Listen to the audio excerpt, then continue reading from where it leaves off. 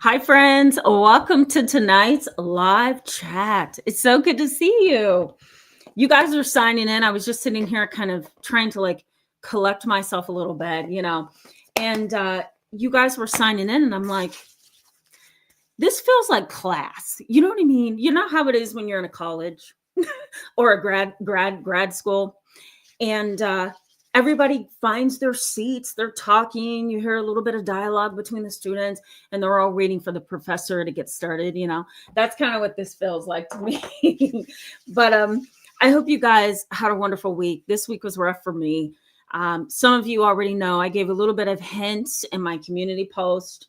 Let me get to Instagram here for 1 second. But I posted a little bit on my community section of YouTube, and I divulged that I thought this week was a pretty rough week for me, that I've had in a long time. Part of that is because I ended up seeing a lot of new families and some older families that are now boomeranging back to me, who are dealing with exactly what we're talking about in tonight's live chat. And so your live chat tonight with me is going to be a lot of professional and research-based information that most likely you will be able to relate to. So we're going to get into that. I'm waiting on Instagram to get up and start running for me. While I wait on this to kind of get started, let me say that when you feel like everyone in your life is your enemy, that is not always because of you. That's not always because of something that's wrong with you. Let me welcome Instagram. I'm going to say, welcome, friends, for a community experience. Come visit me on my channel. Okay, there we go. Instagram's good to go. When you start feeling like, there's enemies over there, enemies over there, enemies over there, maybe enemies from your past that's coming back into operation, it can really make you feel like, wait a minute, is something wrong with me? I've been there personally in my past, probably during my young 20s, my early mid to late 20s, even my early 30s, kind of being in this mindset of, what is wrong with me? Why do I feel like everybody is my enemy? It couldn't possibly be everybody. And at a certain point, you start kind of internalizing. We call it introjection, and you kind of internalize what is happening to you externally. You start to say, well, this person says that I'm A, B, and C, or that person looked at me a certain way and they make me feel like a failure. So I guess I'm a failure. I guess I am to blame for not having friends, not having a spouse, not having my family. I'm alone. I did a video that practically went viral on Tuesday, and it was the psychology of no family and no friends. And so in that video, I really teased apart the idea of family estrangement and feeling like there's nobody you can trust and nobody that you can talk to that understands you, because you may think different. You may have different desires in your life. You may have a terrible family. You may not even want to deal anymore with being hurt by your family. Whatever the case, you can start to internalize the energy of, maybe something is wrong with me. Why is this happening in my world? And so in tonight's live chat, I want to highlight what is going on with people in your life that seem to be against you. It isn't always you. And I have to throw that out there again. It's not always you. We all have stable relationships, other relationships that are not as stable. Some of us have really toxic relationships, that we need to get out of. Family dynamics are just off the rails, unstable. The list goes on. You can even be delusional and think everybody's against you when they're not. We can look at all of that. It's good to keep all of that in mind. But for tonight's live chat, I'm really going to be using science and personal experience, in addition to professional experience and research, to tease apart this subject of feeling like everybody that you are around is your enemy. It is a possibility that everybody around you could be your enemy, right? There's this kind of philosophical, existential mindset, and an area of study that focuses on how your inner energy, kind of chooses the kind of people that are in your life. For example, maybe in your early, 20s, late adolescence, you had an energy that was not settled. You were not settled. You didn't have the ability to be focused and calm and mature and thoughtful and wise. Maybe in your early 20s, you were a little energetic and just ready for the next thing to go on. Those of you who are over the age of 35, you know what I'm talking about. Sometimes I'm around young, really young people. Not to say that we're old, but I'm around really young people. So early, mid, late 20s. And sometimes they have like this pep in their step. Like they just can't wait to get something going. Something. I got to be in a relationship. I got to do this. I got to do that. I got to go to that party over there. I got to go over there and try that drug, try that alcohol, try that wine, try that, I want to party. I want to get out and be sociable, right? They have a very unsettled kind of energy sometimes.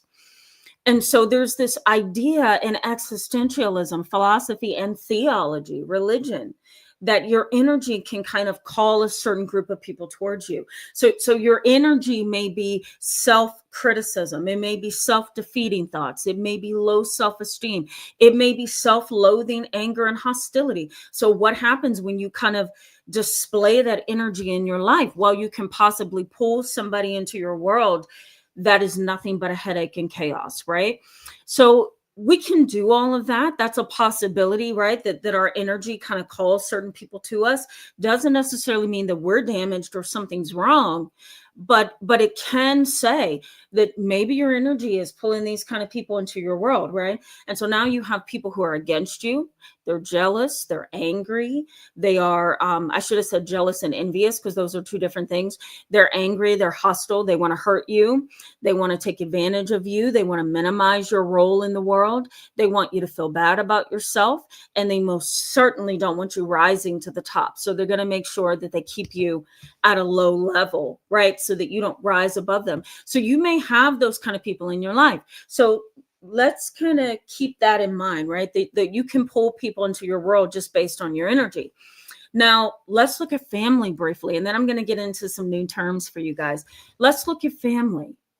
You cannot help the family you were born into, right? You just can't. And so you've got, let's say, for example, a mother who is cold, callous, and unemotional.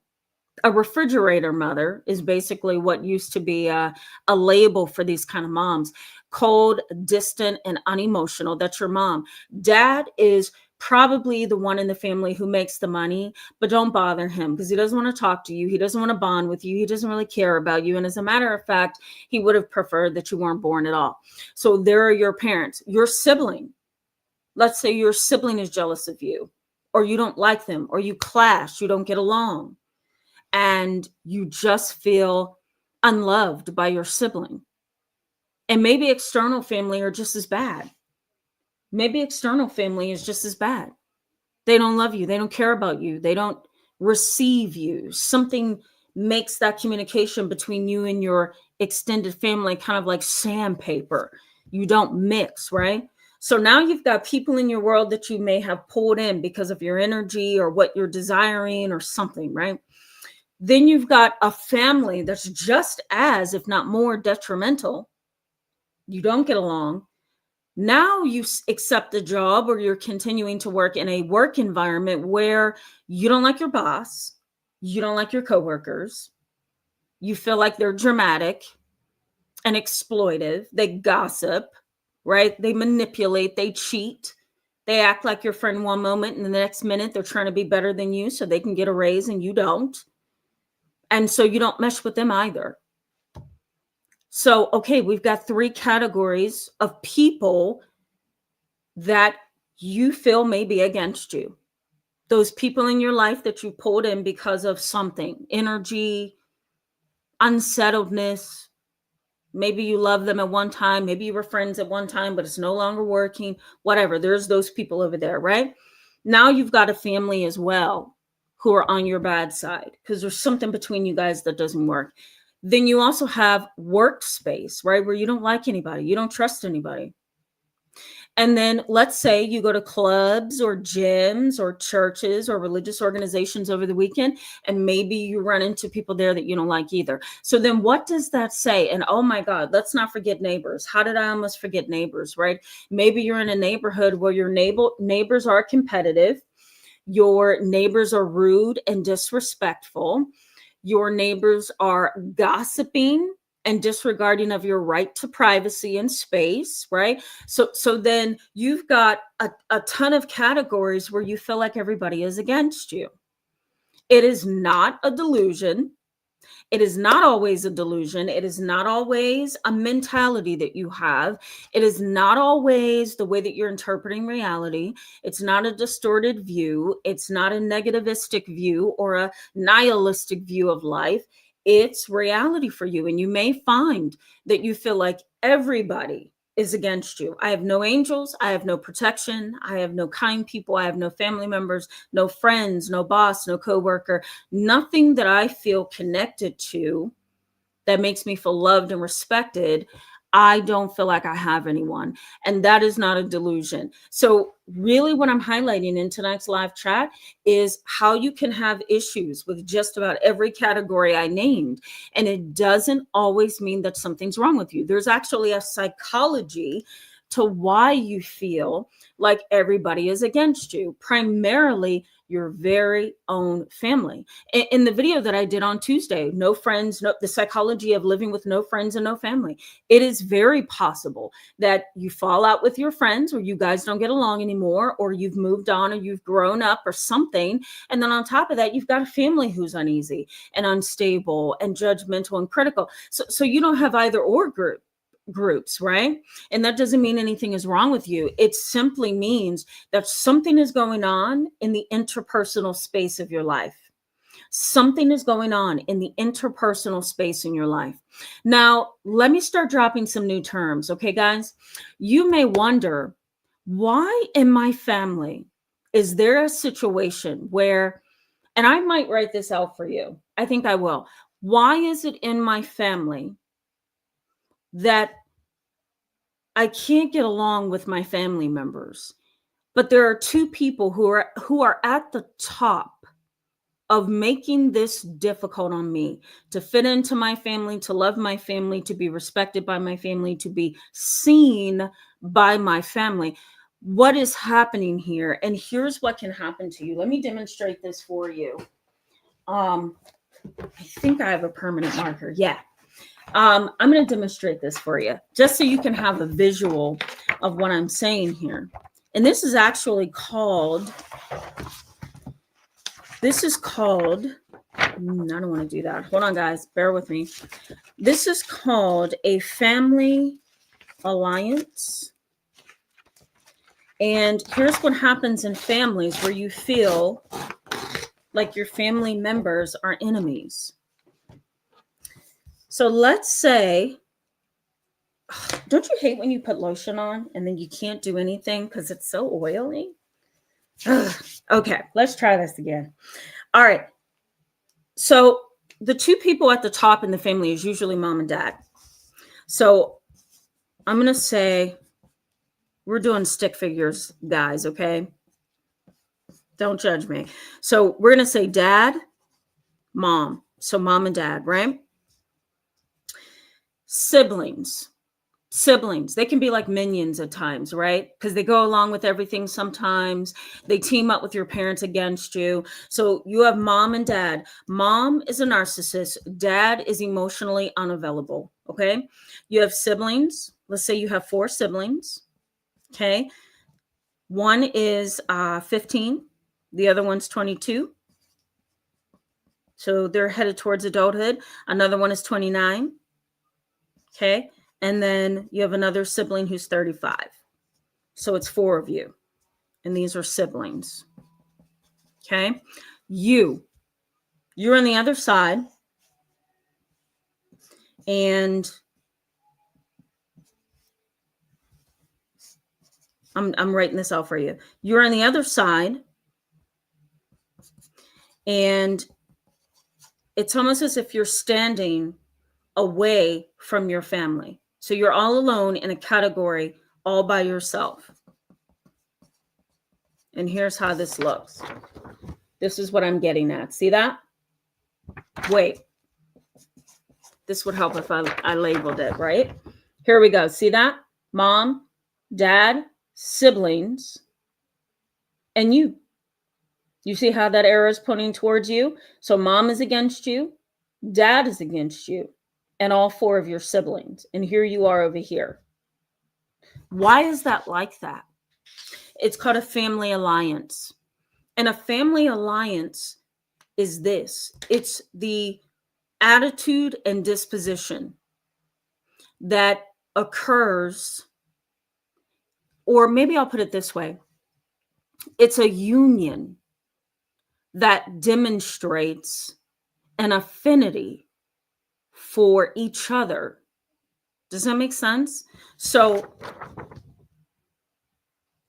I think I got it. There we go. Mom, dad, and your four siblings has an affinity for each other or towards each other.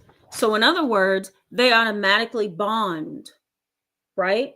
Affinity for. They bond together, mom, dad, and your four siblings, over the same issue, belief system, attitude, disposition, right? They are joined by commonalities.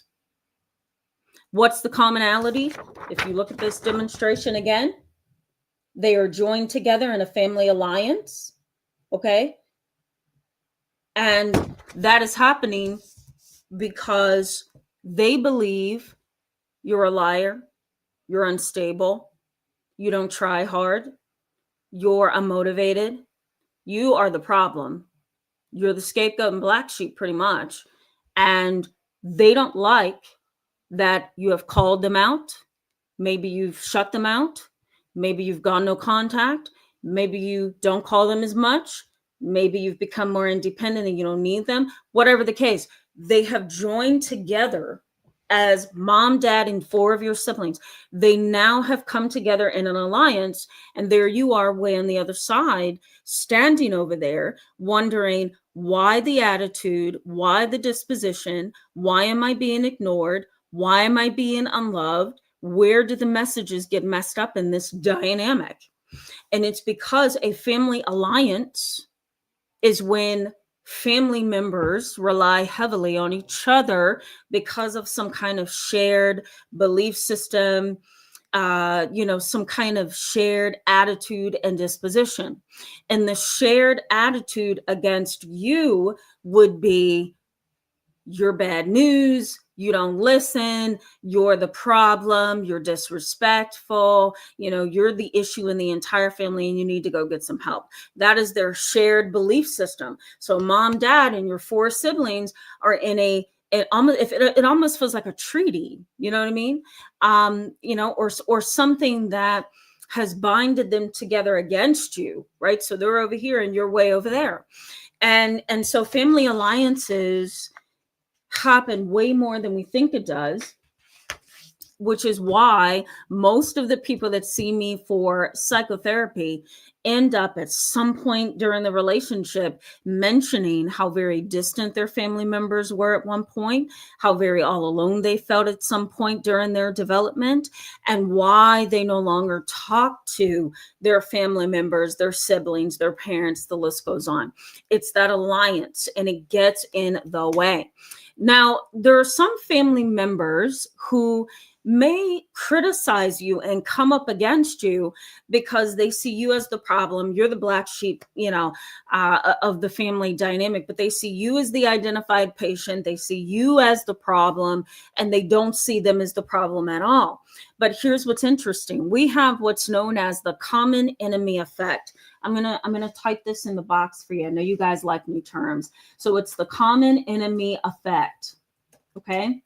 And it's a social psychological phenomenon, okay? It's social psychology at its best. I'll put it that way. So it's called the common enemy effect. And here's what happens. Your family may turn against you, right? They may turn against you, call you names, disrespect you, sometimes even physically harm you.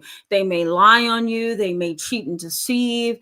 Maybe they will take things that don't belong to them. They will undercut you and be very condescending. They will minimize your power within the family and label you with all kind of labels. Everybody in the family gossips about you because all my family members over there are involved in what we call a family alliance. And I am over here by myself being hit left and right with things that are painful and hard to bounce back from, right? That may be so. Common enemy effect says I have the right to treat you a certain way as long as nobody on the outside attacks you. So we call that the common enemy effect. And it's almost like everybody binds together against you. Everybody binds together against you, or they bind together in their own group to come against an opponent. And so family members will do this all the time. They will do this all the time, and it's the ugliest thing. They will bind together, whether or not they agree on everything, whether or not they have some kind of commonality. They don't care. They're just coming against you. And they're coming against you in a way that says we're uniting. And we're uniting in our disposition towards you. And we're uniting in our mentality towards you. We may not really like each other. Aunt BB and Aunt Susu and, Uncle Bob over there. We don't get along. But guess what? When it comes to going against you, we're going to bind together. It's called the common enemy effect. We have an enemy that is in common. And so in order for us to attack that enemy that we have in common, we need to come together. And that is the ugliest thing, isn't it, guys? What happens in these kind of dysfunctional dynamics where you begin to feel like nothing but enemies are surrounding you and your entire family. When you start to feel that way, you are dealing with a family alliance. You're dealing with possibly the common enemy effect. And you may also be dealing with defense mechanisms. You guys know what that is. It is really psychological strategies for protection. Defense mechanisms. They're unconscious resources for the ego. The ego inside of your family member who is coming against you and going against you says, I'm not going to accept responsibility for anything. So I'm going to minimize. I'm going to avoid. I'm going to shift the blame. You're the problem. You're the black sheep. You're the problem. Even though all of us who are going against you are the problem. Does that make sense, guys? So the ego in that individual says, I'm going to deny. I'm going to avoid. I'm going to minimize. I'm going to engage in repression. So I'm going to press things down, right? Act like they don't exist. I'm going to regress into a stage that I once was in, right? I'm going to displace things, right? I'm going to take my anger and displace them where it doesn't belong. So I'm going to blame you for everything. And I'm going to get angry with you, even though I know I'm to blame. These kind of individuals, primarily within a family dynamic, will utilize these unconscious resources that are used by the ego to protect themselves. I know you guys have most likely gone through this. Try calling them out and see how far that goes. It doesn't really go anywhere, does it? And that's often because defense mechanisms are there to defend. They're not going to allow you to penetrate the heart and the mind of the person who's coming against you. So you want to address them and ask them, why are you doing this to me? Block. Gaslight moment. I don't know what you're talking about. Nothing's wrong. Everything is fine. What are you talking about? Oh, I don't know what you're talking about. I don't know anything about this. Everything has been fine on my side of things. I don't think there's anything wrong. And then there you are standing there like, I know I saw what I saw and I know I heard what I heard, but you're saying I'm wrong, right? So that's a moment for gaslighting. Let's say, for example, you go to mom and dad. You say, Mom and Dad, I haven't talked to you in a long time, and here's why. I want no contact with you. I want nothing to do with arguing with you all the time. You didn't love me and care for me as a child, and now that I'm an adult, you're still not doing it. And so why should I remain around? Boom, there's another defense mechanism coming up. What's going to come up, guys? Can you kind of guess what's the defense mechanism that mom is going to come up with once you tell her that she didn't raise you well? Now you're an adult and she's still not loving you well, and you want no contact because you don't want to deal with her. What would that defense mechanism be for mom? Probably denial. So she may say something like, I don't know what you're talking about. You mean when you were little, I gave you everything, right? Rationalization. She's going to rationalize everything. Well, most parents do that, okay? Because parents do a lot and parents are tired. We all make mistakes. There's no resource guide for how to parent. I did the best I could, right? You guys know. You guys know. So denial, rationalization is going to kick up. Maybe regression. She may start crying and appearing to be very immature and infantile. The list goes on, right? So defense mechanisms are psychological strategies that are used to protect. And a lot of family members who kind of operate in that enemy role, they utilize these kind of things. Now, there's a concept known as family aggregation. And here's kind of what that means. Family aggregation is a series of diseases, or it's a cluster of diseases or behaviors or personality traits that makes up a family. So it kind of contributes to psychopathology. So an example of this could be, maybe you are struggling with severe depression and most of your depression stems from childhood. Mom has had every symptom of borderline personality disorder in the book. So she's very sensitive, very emotional, very reactive, takes things personally, has a fear of abandonment, can sometimes engage in lying behaviors to justify their wrongs. Maybe mom also was highly reactive in the home. So she yelled and she screamed and used profanity and had a hard time just kind of sitting with her emotions. All of her emotions were verbalized, or it would come out in a tantrum, intimidation or bullying. Mom was just rather emotionally unstable, kind of suffering every day with all of these intense emotions, right? So mom is that way. You may be able to also look at grandma. Maybe grandma was that way. Maybe your great aunt was that way. Maybe your great great grandmother was that way, right? And maybe your father had some symptoms of bipolar disorder. So if you mix those two things together within a family dynamic, there's a big explosion going to happen. So family aggregation really shows the clustering of symptoms and behaviors that can be found in a family that can make the communication really difficult. I hope that made sense. It's a little bit difficult to tease apart with few words. Okay. All right, guys, before we jump in, because I see you chatting away, Den Woke, you're very welcome. I just saw you. I happen to look over and see you. Den Woke says, thank you for this topic, Tamara. You described my life for almost 20 years. You're welcome, Den Woke. I think that's awesome. I'm so glad you can relate. Denwell goes on to say, you described my life for almost 20 years until I recently freed myself by moving away and no one knew where I went. That is how toxic and dangerous they are. I totally get that. Totally get that. I'm going to get to the rest of you because you guys are really chatting away and I want to be able to engage with you a little bit.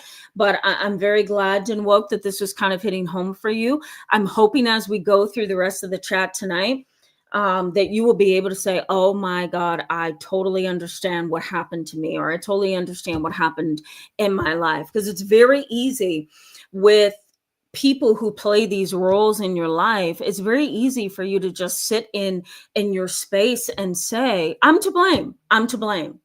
Right. And if you don't directly blame yourself, you may indirectly blame yourself by asking questions such as, is it me? The common denominator is me. Is it me? Could it be me? Aunt Susu over there said it was me. So maybe it's me. But the reality is maybe it's not. So we're going to get into that tonight. Let me say one more thing before I go back to the chat box and welcome you and engage you a little bit. let me say that these kind of personality traits are hard to figure out. So I want you to kind of conceptualize this as psychopathology. We're not talking about any specific disorders necessarily. You want to look at this as a bowl of psychopathology. And really what that means is that it could be a number of diagnoses. It doesn't have to just be, we're talking about borderline personality, or we're talking about antisocial personality. We're talking about psychopaths. We're not talking about any specific personality. Neither are we talking about any specific mental illness like bipolar disorder, but you want to look at this as something is wrong when it comes to the person or the people in my life that do these particular things. There's a psychopathology here. I'm going to type it into the box so you can see what I mean. So psychopathology. So psychopathology is really the study of mental illness and personality disorders. So psychopathology is at the root here. Something is wrong. I'm just not categorizing them in tonight's live chat. These are individuals who are problematic, though. So you can also see them as problematic because they do things in a way that is unhealthy, things in a way that's chronic. They do things in a way that's pervasive, unstable, emotionally reactive, and it creates problems in many people's lives, not even just yours, but many. These individuals have a deep-seated urge to gain the advantage. They want to be on top. There is no other way for them to exist in the world. They have to be above you. You guys know people like that? I can't stand it. It's like nobody has the right to try to rise above the other as if they are above, because we're all going through the same things in life. Some of us, we're all pretty much human beings. I say pretty much because some people I kind of second guess. but no one should try to rise above. But here's what happens with these particular characteristics and personality traits. They have an advantage they have an urge to have the advantage, And how do they do this? How do they do it? They twist your words. They have ingrained patterns of negative thinking. I'm going to repeat that one. Ingrained patterns of negative thinking. So you may not be bothering them, but they have these deep-seated, strongly buried mindsets, attitudes, behavioral patterns that have become a major part of who they are. So they're not going to change overnight. They may not even change after years in therapy. It may actually take a century before they can change and adjust, because this is kind of who they are at the core of who they are. This is their personality, how they think, how they view the world. So they have an urge to gain the advantage. So they twist your words, they distort reality, they have ingrained patterns of negative thinking, right? And in a way, their first response is a fighting response. Have you seen people like that? Their first response is a fighting response. I've seen people who are in public and I'm standing by, maybe walking by, trying to get to the bathroom or going to Starbucks to get some coffee. And I've seen maybe someone that's waiting on someone say, can I get you some napkins, some sugar? Would you like some more creamer? And the person will automatically start by, did I ask you for anything? I didn't ask you for anything. When I call you over, then you'll know I'm asking you for something. I've seen that kind of disposition before. I've been in grocery stores where I'm standing in line.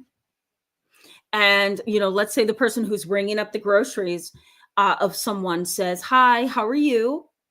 And that person says, I'm okay. How are you? With a disposition that says, don't ask me that. How are you? And you're like, whoa, I just said, hi, how are you?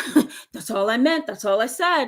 But there are some people whose first response is a fighting response. Their first response is a fighting response. And in some ways, it is there to help them gain the advantage because, who's not going to be offended by and afraid of and intimidated by somebody whose automatic response is to fight, you know? So these are the kind of characters that we're talking about and dealing with in tonight's live chat. These are the individuals that make you feel like the world is against you. These are the individuals who feel like strictly the devil is after you. Why? Because of how they are. It's hard to talk to them. It's hard to, entreat them, with kindness. It's hard to get them to make their mindset or their view of other people in the world more flexible. They're very rigid, they want to be on top. They're very competitive, sometimes very jealous and envious. They have these unconscious drives to put up all the defense mechanisms to block things that they possibly can, because they don't want to look at reality. They don't want to see what they're doing wrong. They tend to be in alliances within families, and they bind together against maybe one person, and that makes them feel okay. They engage wholeheartedly in the common enemy effect, where, they're going to stick together with other family members against you, even though they don't get along very well. These are patterns of individuals who create trouble for your life, and they can make you feel like everybody's against you. So I'm going to go through in a little bit, once I come back from the chat box, I'm going to go through some common issues. I'm also going to give you the why. Why do they do this? Why do they do this, right? And why am I walking away feeling like literally I'm in the midst of an enemy of mine? Why do I feel like enemies are on every side of me? What is happening here? Is it me? So we're going to talk about the why, and then I'm going to give you some insights on how this impacts you. Okay. All right, guys, let me see how you guys are doing. Let's start off with Ellie Wynn. Hello, my dear. It's so good to see you. I saw you say drum rolls earlier, and I'm like, oh, I love this. It's so much energy and like ready for this educational topic. So good to see you, Ellie Wynn. Welcome tonight. Atoms, hello and welcome. So glad to see you as well earlier. Good to see you. Hope you're doing okay. Bree, it's good to see you. Hope you're doing okay as well. And I did see you sharing memberships with people again this live chat. I appreciate you so much. Thank you. Thank you. I don't know how to make it known that what you are doing is such a selfless act. Every single live chat just about. So thank you so much for that. I know some people in the channel are very grateful to you. Somebody sent me an email, by the way, the other day, and they were like, thank you for allowing me to have a membership on your channel. And so I emailed them back, and I'm like, that wasn't me. That wasn't me. That was not me. I want to take the credit, but it wasn't me. It was my girl Bree. You come to a live chat and you'll see it's Bree. And Fairy Girl. I think Fairy Girl also gave some memberships. So you guys are awesome. Thank you so much for that. I'm giving you all the credit on that one. Okay. Axe to Edge. It's good to see you. Welcome back. AMB. Excuse me. It's good to see you. Welcome back. Live Life. Yes, you made it on time. It's always good to see you because I know you can't always tune in. So it's really good to see you tonight. And Pulsar. Yeah, good to see you. Welcome. All right, let's keep moving, guys. I'm looking for comments. Juniper Clark, haven't seen you in so long. It's so good to see you back on the live chat. And thank you so much for that. You know how sometimes you're having a bad hair day, you have to put your hair back in a bun. My hair, so this is contained. Okay, guys, this is contained. But when I get up in the morning, somehow my bonnet falls off, my towel falls off if I'm sleeping in my hair conditioner, and I end up like, who is it? Einstein? Was it Einstein that had the hair that was all over the place? Yeah. And he looked like he stuck his fingers through a socket. That's me. So thank you, Juniper Clark. Glad it looks good. Didn't look that way earlier. That's for sure. MS, glad to have you back. MS, good to see you. Welcome back tonight. MS says, thank you so much. She says, good evening. I'll read the whole thing. Good evening. I feel so blessed to be spending another Friday night with Tamara and all of you beautiful people in the chat. Yeah, doesn't it make you feel Blessed to be here. I agree with that. Sending you lots of love, Tamara. You have a difficult yet important job. Thank you so, so much. I really appreciate that. It is. Sometimes I don't know because I love what I do and I love the people that I work with. I care about their well-being. I care about the children that are there with me every week trying to work through things and sharing their fears and their feelings and their embarrassments and disappointments. It's such a position of honor, if you will.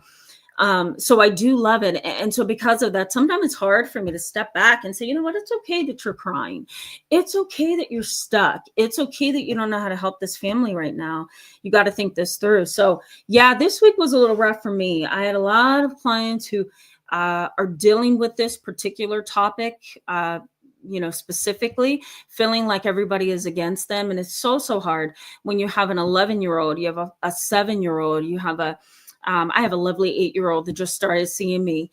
Yesterday was the second session with me, but I have these kids and even adults, I see adults as well, family members. I also see parents. I have them all looking at me saying, this is what happened this week. This person beat me up, or this person told me a lie. This person turned on me after 20 years. This person had an affair on me and we've been together for 45 years. All of those things just kind of lay on your heart, don't they? And so I appreciate you, MS, my mom. I appreciate the rest of you on the channel, my coworkers, who are always like, Tamara, it's okay. This is a really hard job. You know what I mean? When you don't care, it's a lot easier, right? But I'm always glad to see you guys and my clients too. I have no complaints there. Actually Jovial, hello and welcome. It's so good to see you back. Actually Jovial says, wow, this is a dark title, but I'm sure very insightful as usual. Yes. We're going to get there, guys. So just stay tuned. We have a lot to cover for sure. I was questioning that title, but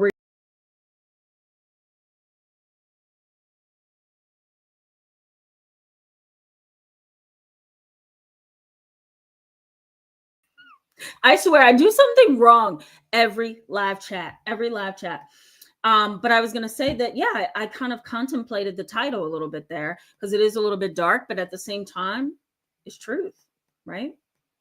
All right, let me keep moving, guys. Ashana Thompson, hello and welcome. Good to see you back tonight. The HR, hello and welcome. So glad you came back. Yeah, hero mode. Love that. Neat Hodges, hello. I haven't seen you in a little while. Good to see you. Neat Hodges says, how can one get you as a therapist? I really want this type of therapy and I need it. Oh, that's so sweet. Right now, I just told somebody I am maxed out. So I literally have a waiting list that goes to December, guys. You can email me. You can go to psychologytoday.com. You can go to goodtherapy.com. Go there, contact me. Let me know what state you're in. Let me know just the name of your insurance policy so I can make sure that I take it if you're going to use insurance. And we can definitely go from there. Again, I do have a waiting list, though, that spans all the way into December. But sometimes, spots open up. So feel free to contact me and I'll just definitely let you know. That's so sweet of you. Thank you for that, by the way. That's a compliment. I appreciate you. Lil Johan, hello and welcome. It's good to see you in tonight's live chat. Lil Johan says, we need more videos like this, Tamara, and we need an update on seniors with dark triad traits. Yeah, totally agree with that. When they are your parents or when they are your parents, yeah, we do have a lifetime of healing to do with our elderly parents. Totally agree with that. I will add that to the list. Okay, I literally have a list this long of topics you guys are suggesting. Tuesday's video was a viewer requested video. So I've got some more viewer requested videos coming up. So stay tuned. Do know that I hear you, which is why Tuesday's video happened. So, all right, Voasux. I feel like I never pronounced that right. I'm so sorry. Hello and welcome. It's good to see you in tonight's live chat. I'm just going to put your comment on the screen there while I scroll so people can take a look at it.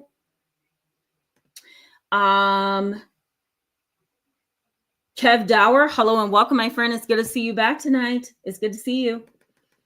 All right, let me keep moving. Mark Taylor, hello. It's good to see you back. Welcome. And yes, you're right. They are problematic. 100%.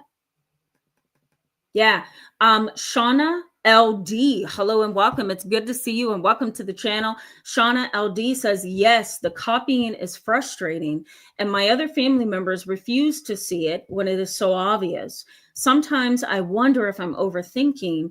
Only recently, another fam member confirmed what I've been saying. Yeah, sometimes you can feel like you're all alone in something, right? And you're just standing there. Remember that demonstration? I probably shouldn't have balled it up. But remember this demonstration? Here you are over here feeling like everybody is against you, right? And so sometimes you do need family members to be like, no, no, no.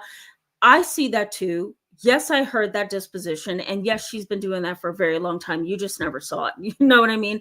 Sometimes family members will wake you right up and say, no, I've been seeing this for a long time. So yeah, totally understand that. All right, let me keep moving. Crystal Seeker 71, hello and welcome back. It's always good to see you in the chats.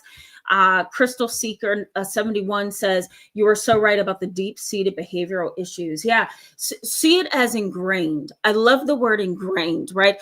Because if you look up the Google term ingrained, it's almost like it is literally built into the fabric of that person. So it's not like the person's behaviors and mindsets and attitudes are something that doesn't naturally belong to them. Not everybody is going to go to a therapist or go get medication and change. Sometimes they go to therapy and it doesn't work. They take the medicine and it doesn't work, or they stop taking it, right? And they are just everyday human beings that have very, very ingrained negative ways of behaving in the world. We would call these individuals subclinical. They don't have the clinical attributes that they need or the criteria that's needed to actually treat them for a mental health or behavioral problem. They are subclinical. They are right on the cusp of being diagnosed with something. But I like to consider those people problematic people that have a psychopathology. They have a psychological issue that is deeply ingrained. And we don't know what pill to give them. We don't know what diagnosis to fit them under always. Again, they're subclinical. How do you treat somebody who's not really a medical case or a psychiatric case? So it gets really ugly, right? Especially when you start to realize that, whoa, those behavioral patterns and attitudes and mindsets are really a part of who you are as a person. That's terrifying, isn't it? It's going to be difficult to change. M&L Odell, hello and welcome. It's good to see you tonight. I'm just going to put your comment on the screen. I'm glad that you mentioned radical acceptance, which is a concept of DBT. Let me put that in the chat box. DBT, for those of you who don't know, is dialectical behavior therapy. And it's usually utilized with people who, it's a standard treatment for people with borderline personality disorder, but it can also work with people who I'm talking about in tonight's live chat.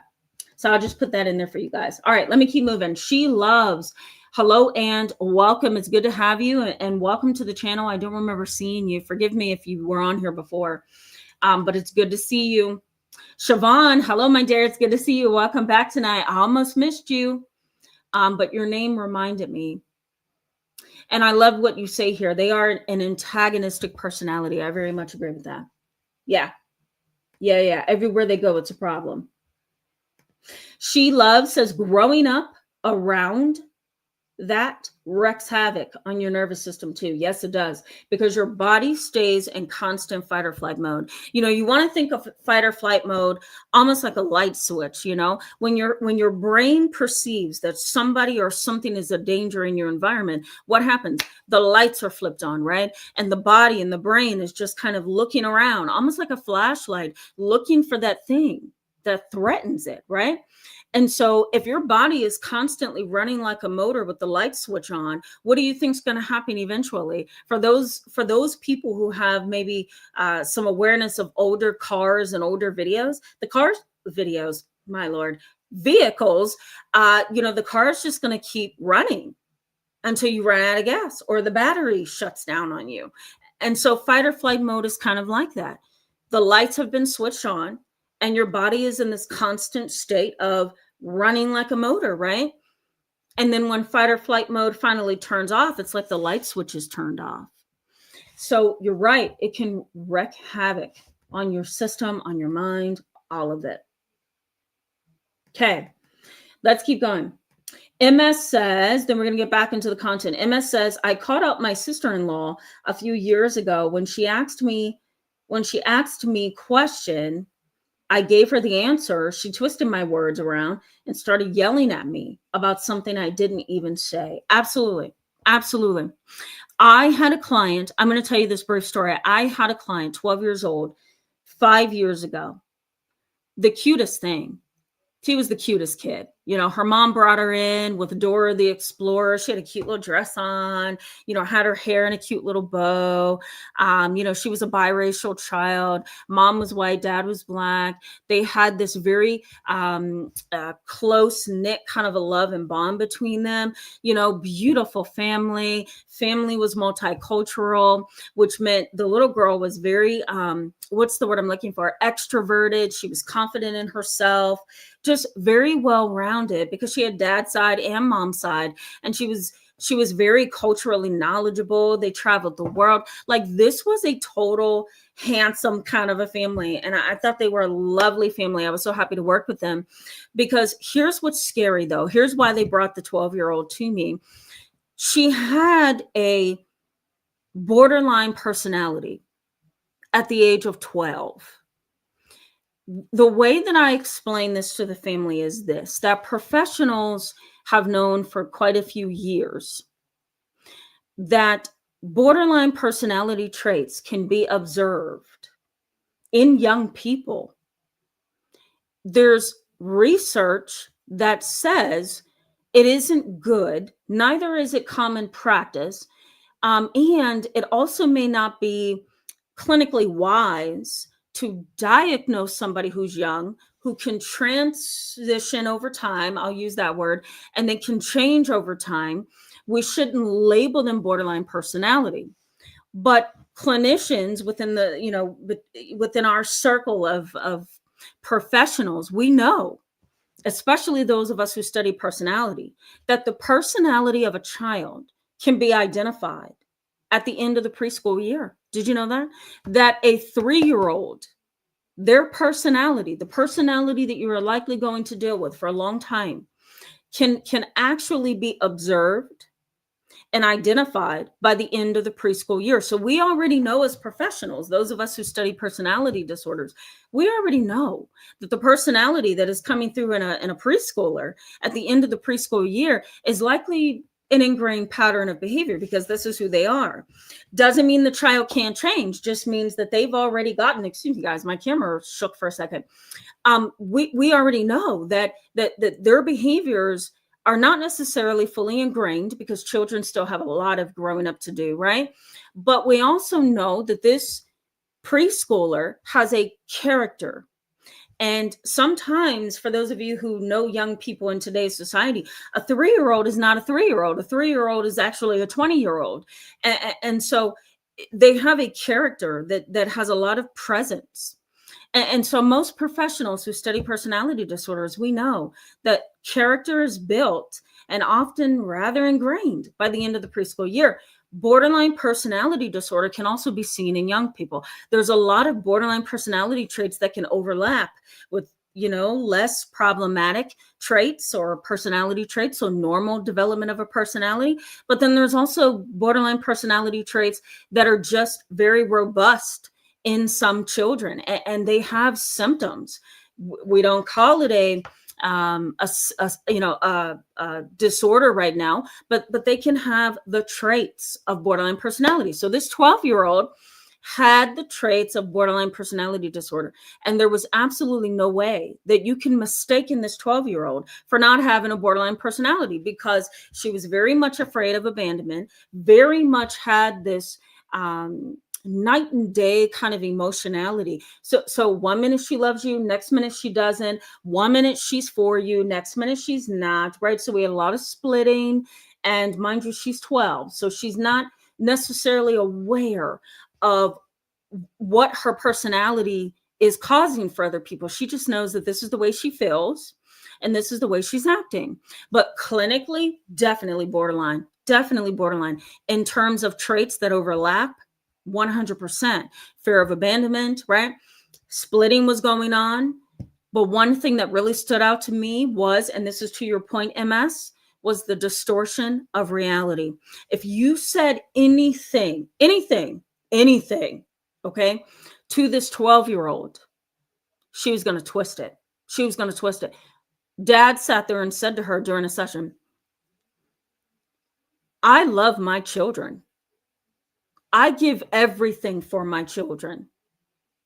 Now, I says, I totally believe you do. You guys are dedicated parents, and I see that. I think it's wonderful. What did this smart, alecky 12-year-old say? She sat there and crossed her arms, put her finger on her chin, put her finger on her face. She says, well, actually, that's not what you mean, is it, Dad? What you really mean is that you are tired because you have to be a dad, and you didn't know it would be this hard for you to be a dad. So actually, you do regret us, but you're not saying it.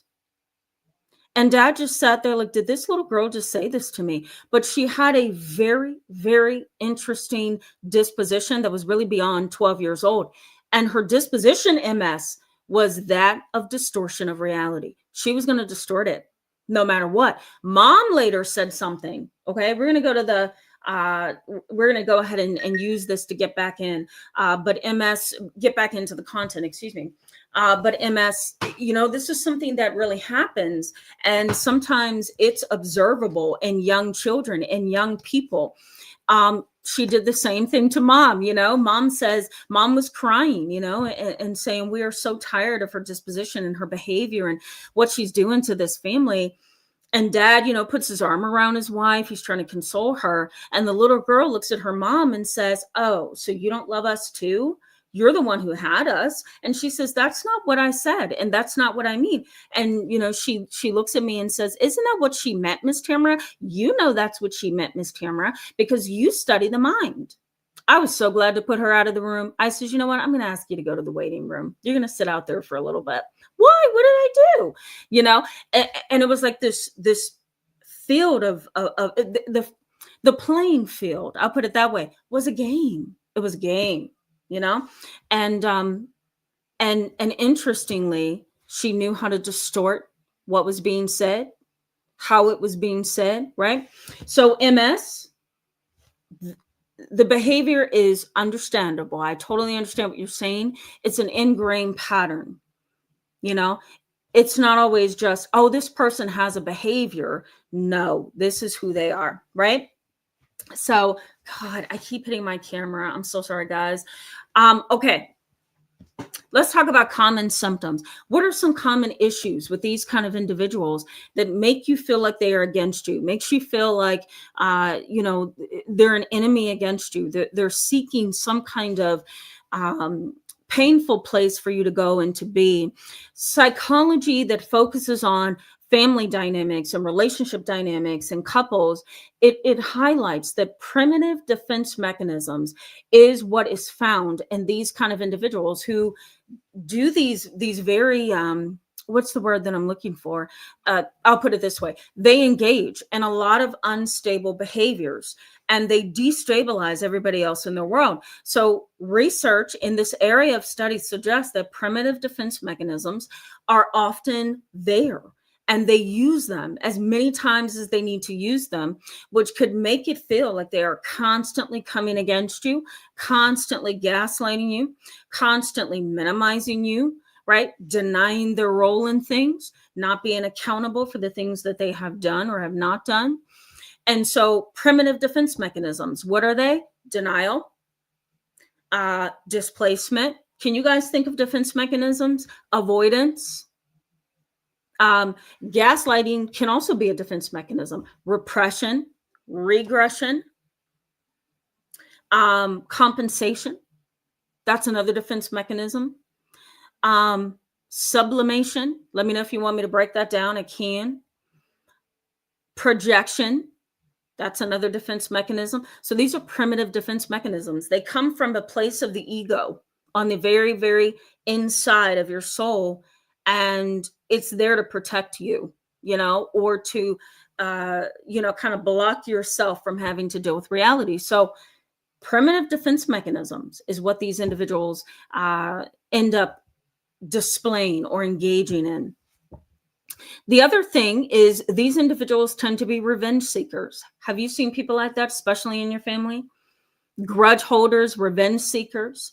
Their revenge is interesting. Not everybody's revenge is, I'm going to get you back this way, right? Or watch, I'm going to get you back. Watch your back. You've heard people say that. Revenge isn't always that common. Revenge can be as simple as, I'm going to be nice to you. I'm going to be sweet to you. I'm going to give you everything you want to hear. I'm going to make it look like I'm on your side. I'm going to make it look like we are besties, that we are close family members. But while I'm working you, I'm going to go over here behind your back, and I'm going to do a lot of work over here so that I can then see your demise. And so it's a really, really ugly place to be in. But these kind of characters is what I'm going to call them. They do those kind of things. They hold a grudge. They seek revenge because that is just who they are. They also have poor communication styles, or they have a controlling communication style. You can't rest, you can't think for yourself, you can't get the help that you want or need, you can't be happy, you can't laugh. Sometimes you can't even cry because they're going to minimize you, right? Or say something that's disrespectful, or make fun of the fact that your heart is hurting about something. So these individuals, they have a poor communication style and they have a controlling communication style. Manipulation is their middle name. That's all they do. They manipulate and they manipulate and they manipulate some more. The 12-year-old that I just told you about, she was a complete manipulator. And she was always there in sessions to assume the position of therapist when she should have been an innocent child trying to learn and grow and figure out what's going on within her family. She was the troublemaker in the entire dynamic, but she was a manipulator to her soul. Distorted reality. That's another common characteristic of these people. They live in a distorted reality. They don't know how to be realistic. They don't know how to see things as clear as things really are. They have a distorted view of reality. They also, as I was talking to MS about a couple minutes ago, they twist what you say. They skew what you mean. And anything you say then becomes that thing that they're going to grab at and use against you, right? Don't even cough the wrong way, because they're going to take and twist that. They're going to take that and blow it up and make it look like something it's not, And that's a scary reality, because in that sense, you're walking on eggshells, aren't you? You have to watch what you say, watch how you say it, make sure you don't give off the wrong vibe, because they're going to grab that, distort it, twist it, skew it, and they're going to use it against you. Sometimes kids who see me for psychotherapy and they tend to be oppositional defiant, or they tend to be, developing juvenile delinquents. So they have a conduct disorder. Those kind of kiddos, sometimes they come into therapy trying to manipulate any and everything that is said by their probation officer, by me, anything is said by their psychiatrist. This is a part of their character. This is how they've learned how to exist in the world. Adults do the same thing. I see adults that twist and skew reality, and it's hard to believe that that's what they're doing, but they're doing it because that's the mindset that they're in. That's how they operate in the world. Their functionality is dysfunctional. And that's basically just who they are. Sometimes they stalk and harass. And stalking is a word that's thrown around so loosely. Oh, I'm being stalked. He's stalking me. I'm being cyber stalked. No, when we're talking about stalking, we're really talking about a specific legal incident that continues to happen, that you can prove, that you can identify, and something that the police can say and look at and say, okay, now this is stalking, right? Harassment. They harass. My Lord, they harass. Emails, text messages, phone calls, social media posts. This is just their character. This is just who they are. They act out. They are loud. And they're also non-agreeable. They're non-agreeable. They will totally disagree with what you have to say. You're telling them to go this way, they're going to go that way instead. You try to help them, they're going to block your help. You try to guide them, they're going to tell you not to tell them what to do. what to do.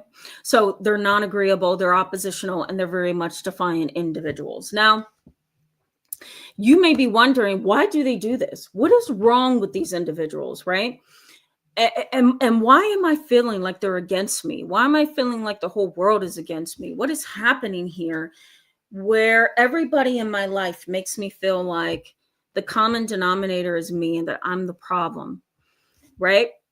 I know I have felt like that in previous years. Thank God, not anymore. It's been over 15 years.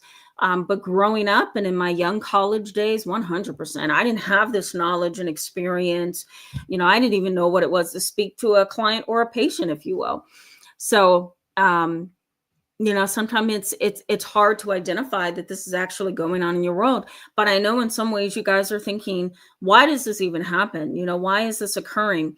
There's a lot of research on why people do these things, why people exist in this way, why they tend to utilize strategies and techniques and manipulation against you. This is, again, a part of their character and their behavioral repertoire, meaning that this is like a smorgasbord of characteristics that explains who they are. You can look at that whole smorgasbord and see some things, and you will see a lot of different mindsets, attitudes, approaches to life, belief systems that makes them the unhealthy and dysfunctional person that they are. Some research identifies why they do this. And I actually identify it as well in my practice. The number one thing that I found in research as to why these people do what they do is they have this attitude, especially venge seekers, people who are resentful, grudge holders. They have a perceived injustice. They have a perceived slight in some way, and they often believe that the other person is to blame. So there's no accountability. And when you exist in a world where there is perceived injustice, there's a perceived slight that has happened, or everything is the other person's fault, then it makes sense as to why they would be such problematic individuals. They are never to blame. They caused the problem, but they are not the problem. Does that make sense? And that is the way that they look at themselves. They often tend to have limited or absolutely no personal awareness. They can't go within and look and say, I'm thinking wrong. I have ingrained patterns of behaviors that are difficult for everybody around me, including myself. I need to stop treating people like dirt. I need to start with my own family, right? And I need to respect the rights of others. I need to look at them as people who deserve as much as I want. They don't have that ability to do that. They also don't have the capability or the ability, I'll say, to experience guilt. There's no guilt with them. What is that? They don't have that. So remember, they have no personal awareness. They can't go within. Often, these kind of individuals feel that if they treat you this way, it is actually going to be a sense of completion, right? So there's going to be this satisfaction that I've done this to you, that I've thwarted you, that I've gotten revenge on you, that I've treated you this way, and you don't know how to take me now. That, I've ganged up with mom and dad against you. Or I'm holding hands with even family members I don't get along with, but we're in a common cause, which is to go against you. So, I'm here holding their hands. We're singing Kumbaya for right now because we need to go against you. So a lot of times they have this anticipated satisfaction of getting you and harming you and disregarding you and minimizing you and causing you to think that you're the problem. There's this anticipated satisfaction sometimes on the inside that if I do A, B, and C to them, that's going to feel good to me, kind of a disposition. Their culture, right? Depending on where they grew up, who they are, what's their race and ethnicity, their belief system, and also being in a group of collectivists can cause this kind of mentality. This is research in psychology that suggests that collectivists, so people who kind of bond together over a common cause and they go against something together, they kind of encourage this idea that we are all in this together. Let's all hold hands and let's go against this particular person or this particular group. And so family members can have that kind of mentality as well. They also tend to have this inner dialogue that is constantly negative. Constantly negative. I'm not good enough. They're better than me. Oh, she looks better than me. Oh, he can play ball better than me. Oh, look at that. He just got a BMW and I'm driving a Ford Focus. They have this very negative internal dialogue that shifts and twists their behavior and causes them to become a problem for other people. This is some examples of the why. They are very broken people who may or may not be able to be fixed. That's the sad part, right? These people have a desire for power. They don't want powerlessness. They want power. So remember earlier, I said that basically they have this desire to be on top, right? They have this. I'm trying to think of what I said earlier. I can't remember what I said. Oh, this urge to gain the advantage, right? And so this is how they do it. They want power, not powerlessness. So they're going to take you wherever they need to take you. This attitude or disposition towards you, this coalition and this alliance has a way of boosting everybody's perception about them. And sometimes that's rewarding for them. I went against Aunt BB in the face of my uncle, who has been telling me to go against Aunt BB. So because of that, I feel great. It's an ugly thing. Sometimes they are also caught in a cycle of revenge. They can't get out of it. They're just caught in a cycle of evil behavior, revenge, anger, grudge holding, and they can't get out of this loop, And so that cycle ends up having an impact on your family or having an impact on you, if that makes sense. I think I gave you all of that. I think I gave you all of what was in that category. So that is the why. Those are some examples of the why. Here's why these kind of individuals do what they do. Not always, but you're going to see this if you're dealing with a person like this. Let me know in the chat box what you think. Okay, let me just go into the impact. Then we'll go back to the chat box. Okay, guys, and then we're going to go ahead and wrap up. The impact. What's this impact on you? It's huge. Psychology suggests that introjection is something that's going to most likely impact you in your life in a negative way. Introjection is something's happening externally, something's happening on the outside. And what you're doing is taking that and you're digesting it. You're kind of internalizing it as a problem for you, as a slight, as a, some kind of way that you kind of downplay yourself or beat yourself up. Maybe I can put it that way as well.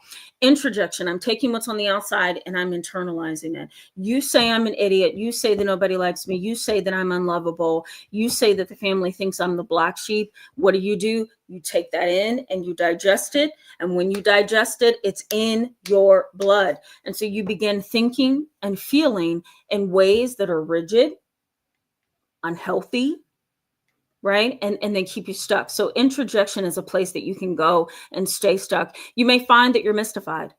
You're bewildered. That's another word for it. You can't understand why this is happening. You can't understand where it started or why it started in the first place. And you don't know why somebody that you're supposed to be loved by is making you feel like they're an enemy against you. So you may be mystified. You may have greater reactivity of emotion than most people. So your buttons get pushed easier. Your buttons are easier to push because you're constantly on edge. This is a thing that can happen a lot. Constantly looking for the next devil that's going to interfere with your life, your peace, your freedom, that kind of thing. Exhaustion and compassion fatigue. I'm going to put compassion fatigue in the chat box. So compassion fatigue. I believe I had compassion fatigue back when I was around 27, 26, 27, 28. And, I was still going to school. I was still studying my profession. I was working in a psychiatric hospital with adults, children, and adolescents. Then I was doing an internship at the same time. And family stuff was going on at the time. We had so many deaths in the family. And I got to a place, this is probably where you've gotten as well. I got to a place where I got so tired, not only tired of trying to carry the grief of the loss within our family, but also tired of just being the strong daughter and granddaughter that I was and am. And and then I was also tired of the variety of clients that I was seeing that was so sick because they were at hospital level. You can kind of think of it as a ladder system. You have a private practice you go to see your therapist. That's level 1, maybe level 2. Then you may go to an educational center to get help. That's a level 3. Level 4 might be a place that you go for group therapy, right?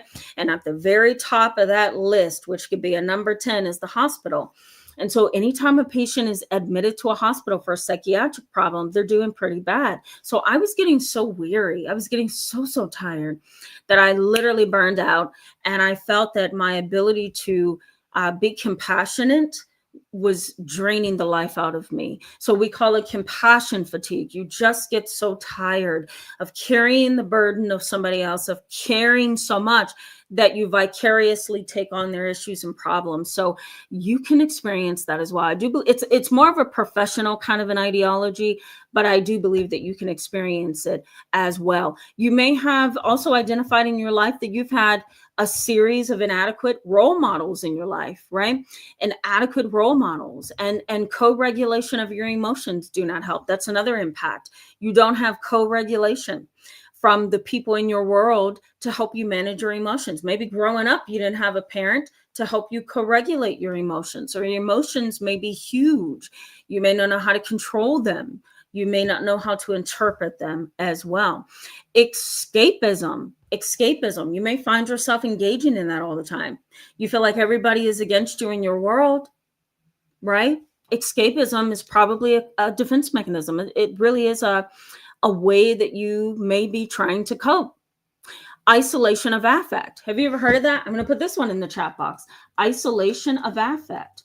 Really what that means is that you stay very detached from anything that's emotional. This is a broken heart, you're running over there. This is humiliation, you're running over there. This is embarrassment, you're running over there. So isolation of affect, the emotion is there, but I'm isolating myself away from it. I'm going over there, which is avoiding the experience of emotions. That may be easier than feeling like everybody's against you. And lastly, in this category is something I talked about on Tuesday in my video, which is existential loneliness. There's 3 kinds. One is situational. So you feel lonely in your particular situation. Chronic. It's a loneliness that has always been with you off and on throughout the years. Or acute, right? So there's situational loneliness, acute loneliness, and chronic loneliness. Acute loneliness could be 6 months. It could be 30 days to 6 months. And it's this burden that you carry, or you can carry, that makes you feel like life is against you, makes you feel like nobody's there to love you. Nobody's there to understand you, to share your experience, right? So this is complex. As you guys can hear, tomorrow, I'm going to be talking a little bit more about this, but in a very different way. So you're going to want to come join me tomorrow. Let me look at this. I forgot. What am I supposed to be talking about tomorrow, guys? Oh, there it is. Okay, I got it. So yeah, you're going to want to come back tomorrow. If tonight's, conversation and live chat was helpful, let me know.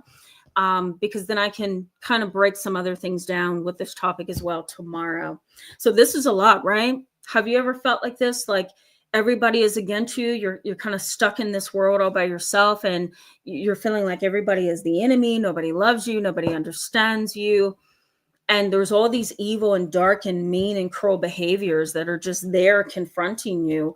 And all you know to do is try to fight, right? You try to fight back. Some people just give up right away and say, you know what, I can't do it, but the pressure gets that intense. You know what I mean? So, all right, guys. All right. Let me go to the chat box and engage you just a little bit more, and then we'll go ahead and wrap up. Questions, concerns, something, let me know in the chat box as well. I'm like far behind, so bear with me, guys.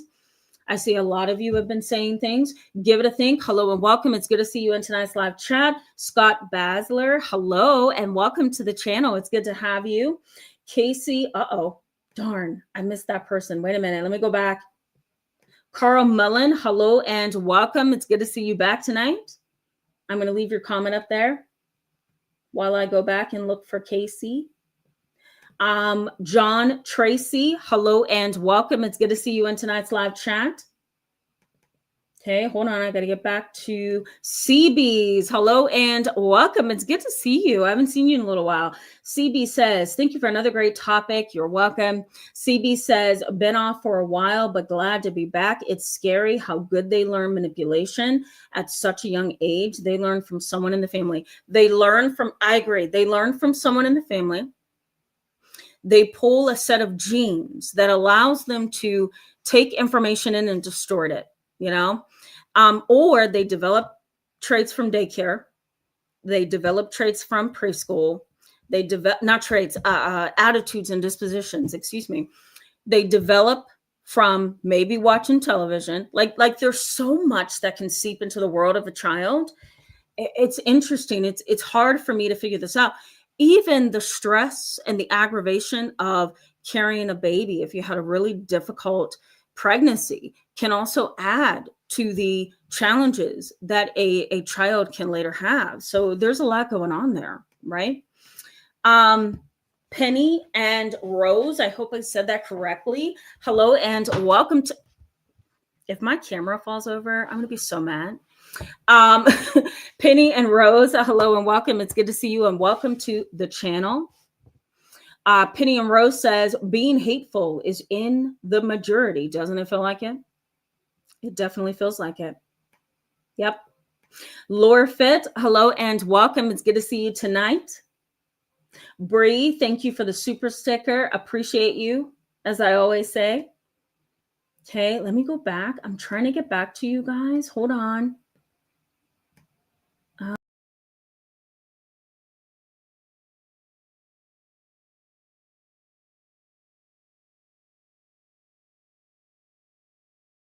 Turn. Man. Okay. LA, hello and welcome and welcome to the channel. So glad to have you as a member as well. I see you are. It's good to see you. Welcome tonight. Hello. I hope I said your name correct. Welcome to the channel. It's so good to see you tonight. Virginia Lou, hello and welcome. Yes, they are stuck in a certain mode, if that's what you mean. Individuals who are problematic, like the ones we've talked about tonight, they are stuck. They are stuck very much in a particular mode.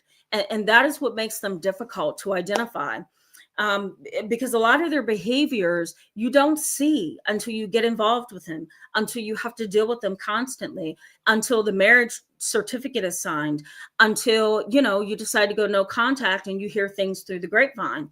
These kind of individuals, they're hard to identify just by looking at them. Just like this 12-year-old child I shared with you guys. She was the cutest little thing that I had that entire day that I was seeing families. But she was very, very calculating. Very calculating. All right, let me keep moving. Okay, bear with me as I try to figure out how to make this work. What is happening? Okay, we got it. Brown dough. That's what I'm going to call it. Hello and welcome. It's good to see you back tonight. Fried rice. Oh my God. Every time I see your screen name, I just laugh. It's the cutest thing. Hello and welcome. It's so good to see you. Fried rice says, not everyone is gangster or drug dealers. Family support system amazing when we think we are similar. Okay, I'm not quite sure what's meant there, but I'm going to pull from that and say that these kind of characters are not always criminal, are they? They tend to come from, some of them tend to come from pretty proper families that are hardworking, and they are going to church sometimes and doing really positive things. Dark souls, evil souls can pop up from anywhere, can't they? Yeah. Jermaine Lawrence, hello and welcome. It's good to see you in tonight's live chat, excuse me, and it's good to have you on the channel. Welcome. I also see Serdlet. I hope I said that correctly. Welcome to the channel. It's so good to see you as well. All right, let me keep moving, guys. Thank you, Nancy. I that's awesome. Thank you, Nancy. I appreciate you for that. And it's a good thing because that means what I'm talking about is hitting home for you and hopefully illuminating some things, Okay. Let's keep moving because I'm so far behind. Bear with me, guys. Endura Bays. I don't know if I pronounced that correctly. Forgive me, but welcome to the channel. It's so good to have you. Daughter of God, hello and welcome back. It's good to see you. Daughter of God says if someone wants someone else gone, they're the ones with the mental issues. Yeah, absolutely. And the behavioral issues. Most definitely. Why are you so concerned about me being gone? Think about jealous and envious siblings, right? Jealous and envious siblings are something else. And I don't like working with them because a lot of the times the jealousy and the envy that is housed within that child or that sibling tends to be rather ingrained. And so they're not going to be able to just come to therapy and work through that sometimes and say, you know what, I'm no longer jealous of my brother, or I'm no longer jealous of my little sister. They may continue to carry that for a very, very long time. And it may not be until you guys are 90 with health conditions and ready to go home to heaven that sibling says, you know what, I'm sorry about everything I put you through in your life. You know? So think about jealous siblings. They are like that as well. LA, you're welcome. You're welcome. Excuse me, Helene Webster. Hello and welcome. It's good to see you tonight. I'm going to just leave your comment up there. Okay, we're going to keep moving. Thank you, Bree 420. I appreciate you. Thank you for that. Nikki D, hello and welcome. It's good to have you. Welcome to the channel as well. Thank you so much, Nancy R. I'm so glad that you feel that way. Okay, let's keep moving. Deborah Lancaster, hello and welcome. It's good to see you tonight. I'm sorry you have to deal with this. It's really hard, isn't it? It's really hard. One of the reasons, I think I said this at the beginning, one of the reasons why this week was a hard work week for me was because of this very topic. You know, I find it interesting how sometimes I'm seeing clients during the week who are dealing with the very things that I'm planning to talk about on YouTube. But, you know, this was my Monday, this was my Tuesday, this was my Wednesday. And it's hard to sit back and not be affected, you know? It's so very hard. Yes, I can. Ellie Wynn. Yes, I can. Ellie Wynn says, can you do a loneliness topic, Tamara, connected to this? 100%. Absolutely. I was contemplating that last week, but I can. Yep. I'm going to star your comment so I can be reminded. Yeah. Give it a think says, this is a dense topic, isn't it? Isn't it? Shauna Thompson says, thank you, Tamara. You're doing fantastic work. I can relate so much. Thank you so much for that. And I'm so glad that you can relate. Because hopefully something I've said kind of validated your experience or illuminated some things, you know? So that's really, really good. Craig Williams, I appreciate you for all your positivity towards me on the channel. Thank you so much for that. Welcome. So glad to have you. All right, let's keep moving. Keep moving. Just Sarah, hello and welcome. Welcome to the channel. I don't remember seeing you. I'm going to put your comment up there. You say, it seems crazy to think and feel, and I feel crazy. Yeah, I get you. This is happening to me right now. It seems crazy to think and I feel crazy. Yeah, I understand. You can, right? In some situations, it may be you. Let me just throw that out there to be very balanced. It could be you. It could be the dynamic between you and somebody else, right? Sometimes you are not the unstable one, but it's the dynamic you have with that person. Other times, it is not you at all. It's them. You need clarification and clarity on what is you and what is them, right? And so once you get that clarity, you can kind of step back and say, oh, okay, this isn't me. I see how I may have contributed with my reactions and my words and my attitude, but this is not a me problem, you know? Yeah. All right. I'm just looking. I'm looking. Kev Dower says, this answered a lot of questions for me. That's really good to hear. Good. Very good.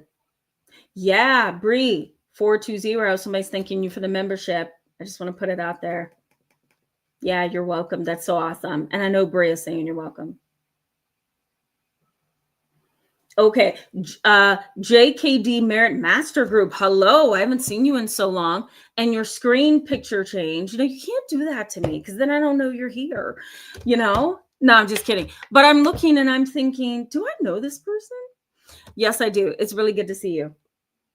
Jay Nash, I haven't seen you in a while too. Good to see you. I love that you call it predators. Sometimes they do come across as predators. You may be wondering why, what specifically? Well, the common enemy effect is a predator move in and of itself. It's a predator move. Psychological strategies for protection can also be a predator move. Defense mechanisms, that's really what they are.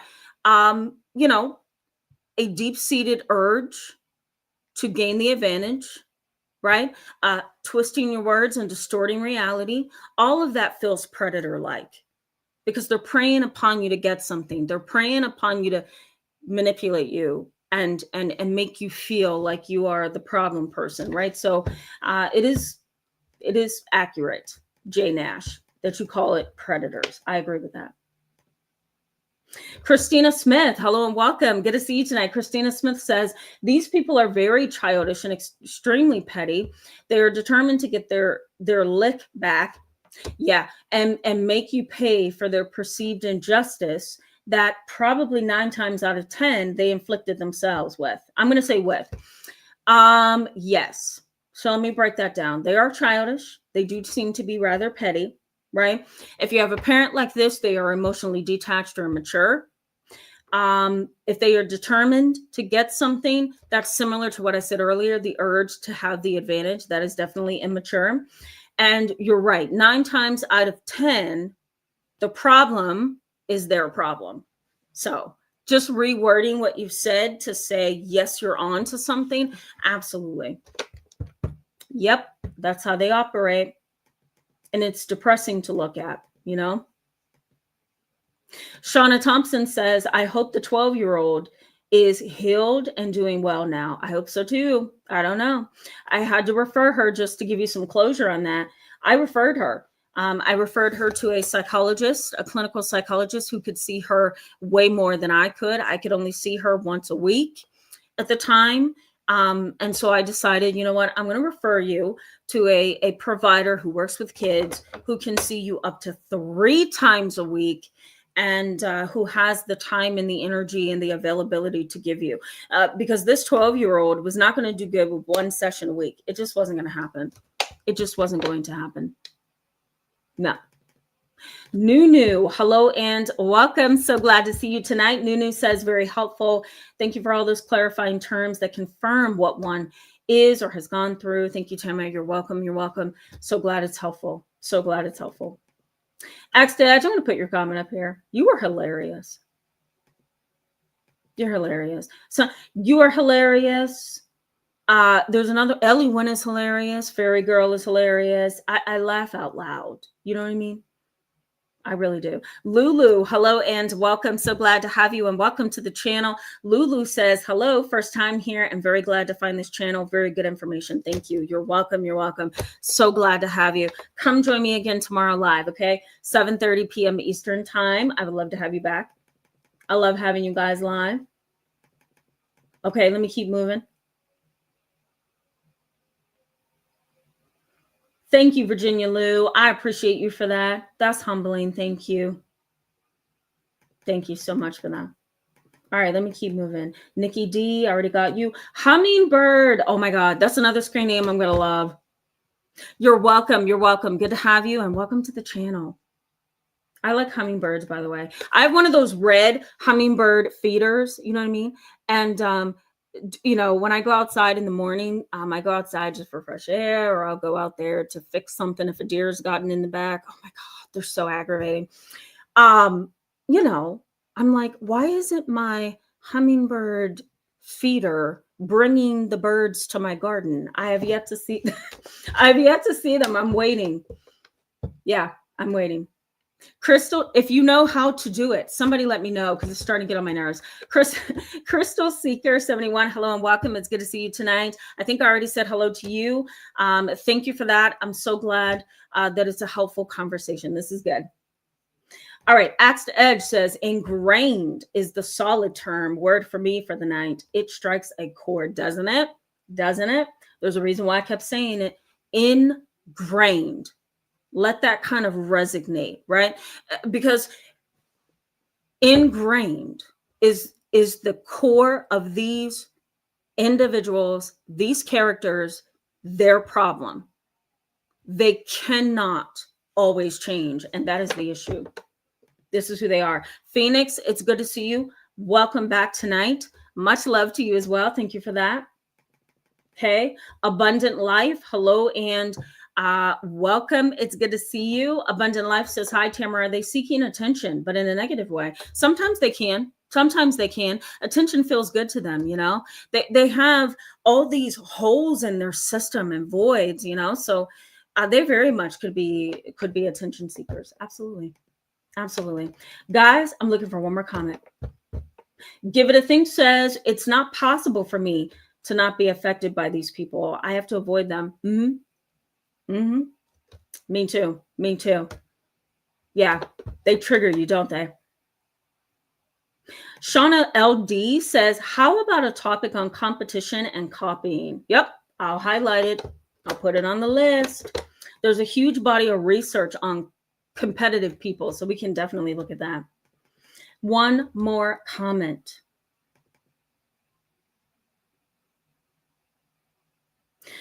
Axe to Edge, you're my last one because I very much agree with this. Axe to Edge says the fact that so many persons are going through these issues worldwide suggests it's a spiritual problem. The fact that so many persons are going through these issues worldwide suggests that there is a spiritual problem. Yes and no. Yes and no. Do I agree with that? Yes. If I'm looking at one side of things, can it also be a variety of other problems as to why people are going through this? 100%. But Axe to Edge, you're my last comment of the night because I very much agree. There's a lot of people going through what I talk about on this channel. It's very scary when Mondays I have like 10 people that are going through the same thing. It has something to do with a relationship that didn't go the way that they anticipated. Tuesday, maybe it's something about, you know, someone in the family has severe borderline personality and they've threatened to kill themselves and threatened to really harm themselves and cause damage. And so it's not just mom and dad that came to see me at 9 a.m. It's 12 p.m. And now here's a little girl talking about her mom threatening suicide, you know. Wednesday, sometimes Wednesdays, which tend to be the days where I see 13 clients in one day, sometimes it's back to back to back to back issues about being lied to, being deceived, being cheated on, you know. Maybe there's a family that comes in to see me because their 10-year-old son is running the family and he's doing any and everything he can to disrupt things. So you're right, Axe to Edge. This is a common problem. What's scary and what kind of says that this is a deep-seated issue is that it's not just one person. It's not just two people. It's not just people who are on this YouTube channel. It's most people. And I love what my grandmother used to say to me. We're going to end on this point. I love what my late grandmother used to say to me. She says, you know, if you're not experiencing it, I'm trying to make sure that I word her wisdom correctly. She says, if you're not experiencing it now, and if you haven't been the victim of this particular problem, you will be. And I used to think, why are you so pessimistic, you know? But she's right. She is right. If you're not going through it now, you most likely will at some point. Guys, so glad to have you tonight in tonight's live chat. Hope you have a wonderful Friday night. I will see you tomorrow. I can't wait to see you tomorrow because tomorrow is going to be another interesting night. All right, guys, love you so much. I'll see you soon. Bye-bye.